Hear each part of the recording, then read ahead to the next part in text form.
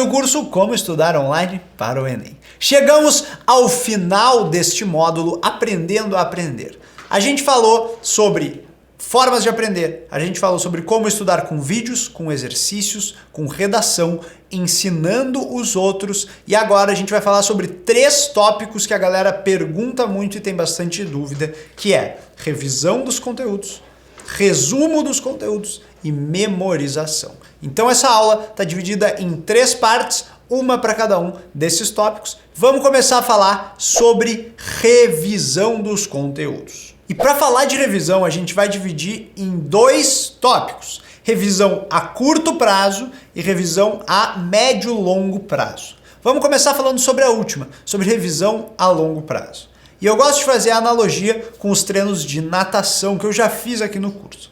Quando a gente se prepara para uma prova de natação, o treino varia bastante ao longo do ano. A gente vai ter treinos que têm maior quilometragem e menor intensidade, treinos com mais intensidade no meio do ano, e antes da prova, um período que se chama de polimento na natação, em que os treinos têm baixa intensidade e baixa quilometragem. Então a gente vai estar descansando o corpo para ir nadar a prova o mais preparado possível. No Enem e no estudo para o Enem funciona de maneira mais ou menos parecida. A nossa forma de estudo varia ao longo do ano, certo? E aqui eu vou mostrar para vocês mais ou menos em um esquema como que a gente vai fazer para estar relembrando os conteúdos a longo prazo, em um longo período de estudos. Se liga na mãozinha. Bom, então aqui a gente tem um diagrama que mostra o início dos nossos estudos e a prova do Enem. A primeira coisa que a gente vai ter que fazer é reservar um período mais próximo da prova do Enem, aproximadamente um mês antes do Enem, mais ou menos, que vai ser um período de revisão extensa. Então a gente começa estudando bastante, chega em um certo ponto antes da prova do Enem e os estudos passam a ser de revisão de todo esse conteúdo que foi visto ao longo do ano. Beleza? Além disso, durante esse período, a forma mais eficiente de se fazer revisões de longo e médio prazo é realizando simulados. A gente já falou sobre eles. E se você dividir o seu ano com 3 simulados, você poderia ter um simulado aqui, um simulado aqui e um simulado aqui. Olha só, então você tem lá o simulado 1, simulado 2 e o simulado 3. O que acontece? Cada um desses simulados são praticamente uma prova inteira do Enem. Então, para você fazer a prova do Enem, você vai ter um breve período aqui de 1 semana de revisão para o simulado. Então aqui a gente tem todo um diagrama que mostra que desde o início dos estudos até a prova do Enem, a gente vai ter períodos de revisão, sendo um deles, o mais próximo da prova, o período de revisão mais extenso. E aqui vale acentuar o seguinte: quando chegar bem pertinho do Enem, nessas últimas 2 semanas de revisão, tem que cuidar para não se desgastar muito. Nesse período aqui é como se fosse o equivalente àquele polimento que eu comentei com vocês na natação. A gente tem que trabalhar a nossa saúde mental e física para chegar na prova do Enem relaxado e com energia. Feito? Então essa é a revisão a longo/médio prazo. Mas a galera pergunta muito, tá, mas eu quero saber a curto prazo, eu sou imediatista, professor, eu quero saber o que fazer agora. E a resposta é a seguinte: o que eu oriento os estudantes a fazerem em termos de revisões de curto prazo? Estrutura a tua semana, e a gente falou isso lá no módulo 2, de forma que tu tenha os finais de semana livres para 2 coisas. Primeiro, para matar a matéria atrasada da semana, e segundo, para fazer a revisão de curto prazo. Então, estudou lá frações na segunda-feira. Viu vídeos, fez exercícios, etc. Chega no final de semana, vai fazer a revisão desse conteúdo estudado na semana. Como que eu vou fazer a revisão? Cara, a gente viu vários métodos de estudos e tu vai ter que entender qual é o melhor para ti. ensinar os outros, ver mais vídeos, fazer resumos que a gente já vai falar na sequência, mas principalmente, gente, sempre, tá? Exercícios. A melhor forma de se revisar é fazendo exercícios e principalmente exercícios de prova, certo? Então, a minha técnica é revisões de curto prazo no final de semana, revisões de médio prazo antes dos simulados e revisão de longo prazo lá antes da prova do Enem, todo um período reservado para as revisões de conteúdo. Show? Esta é a parte número 1 da aula. Vamos agora para a parte 2, resumos. Quando eu devo fazer um resumo? Quanto tempo eu devo gastar fazendo um resumo? Cara, olha só. A primeira coisa que eu acho importante é diferenciar resumo de caderno de anotações, tá? O que acontece? O caderno de anotações é aquele em que você vai estar assistindo um vídeo e anotando. Esse caderno ele tem muito mais cara de um rascunho, de um rabisco, em que você vai estar lá acompanhando a aula. E lembra que o caderno é uma maneira de tu tornar o estudo que é passivo em um estudo um pouco mais ativo. Esse é o caderno de anotações. O resumo vai ser quando você já tem um certo bloco de matéria, um capítulo de matéria, e você vai resumir toda essa matéria em uma folha ou duas ou poucas folhas de papel, certo? O resumo, ele vai ser mais organizado, mais estruturado do que o caderno de anotações. E eu sei que você gosta de seguir Instagrams de estudo que tem aqueles resumos lindos, maravilhosos, feitos com canetas coloridas, vários tipos de pontas e sombreados. Mas calma, velho.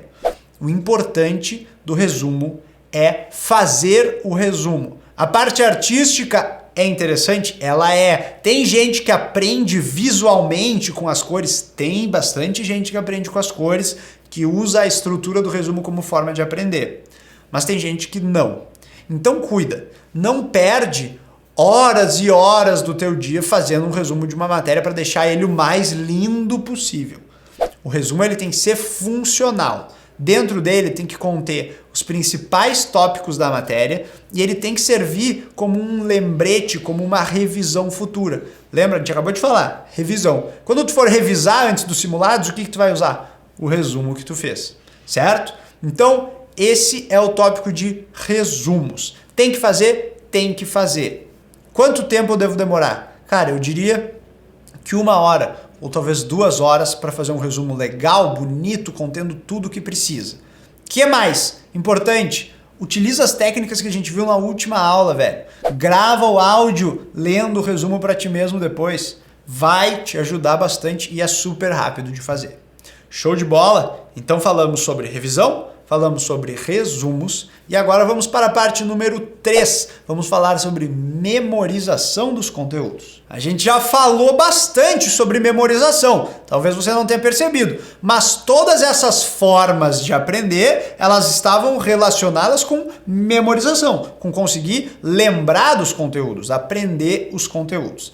A gente tem normalmente uma diferenciação, né, entre memorizar e aprender. Aprender é aquela coisa que tá dentro da gente, que a gente sabe mesmo, e memorização é aquela coisa tipo Deus vê tudo, né? Uma coisinha que assim, te ajuda a lembrar, mas que não necessariamente está relacionada com a matéria. Esses macetes, eles são importantes sim.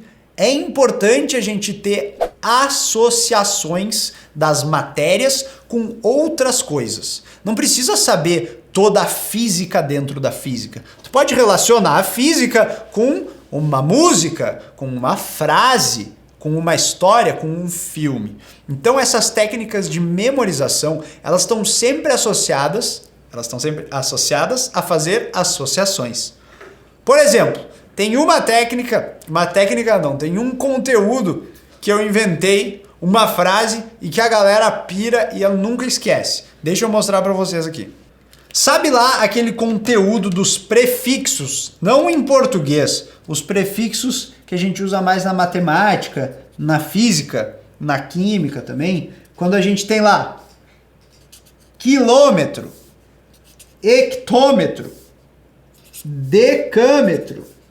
Aí tu tem o metro normal, que é 1. Aí tu tem o decímetro, o centímetro e o milímetro. Cada uma dessas letrinhas que ficam na frente lá, por exemplo, centilitro, decímetro e assim por diante, elas significam uma potência de 10. No quilo é o 10 na 3, no hecta é o 10 na 2, no deca é o 10, no 1 é 1, no deci é 10 na menos 1, no centi é 10 na menos 2 e no mili é 10 na menos 3. Não precisa saber, eu só quero te mostrar isso aqui, quer dizer, para a prova tu precisa saber, não precisa aprender agora, tá? Eu quero te mostrar como a gente pode fazer uma associação utilizando frases engraçadas. Então olha só, KHDA1DCM. E o que acontece? Quando a gente vai criar uma frase para memorizar uma sequência de letras, uma das melhores coisas que tu pode fazer é trazer da tua mente, da tua criatividade, frases que sejam as mais esdrúxulas possível. Como assim? Cara, pensa em situações mega inusitadas, pensa até em coisas eróticas, não precisa contar pra ninguém, fica só pra ti, mas vai funcionar, certo? Coisas engraçadas, coisas meio bagaceiras, isso funciona.